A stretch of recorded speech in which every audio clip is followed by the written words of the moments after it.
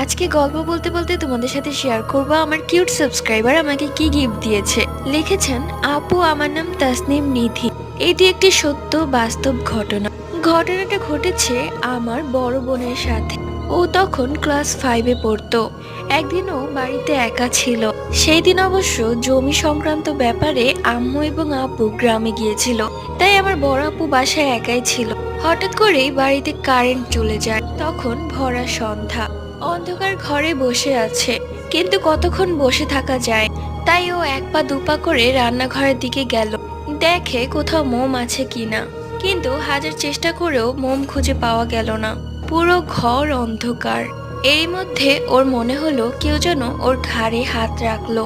ও আচমকা পিছনে ঘুরে তাকায়, দেখে চোখের কিনারায় দুটো লাল লাইট জ্বলছে, আর পুরো গঠনটা একটা কালো অবয়বের মতো।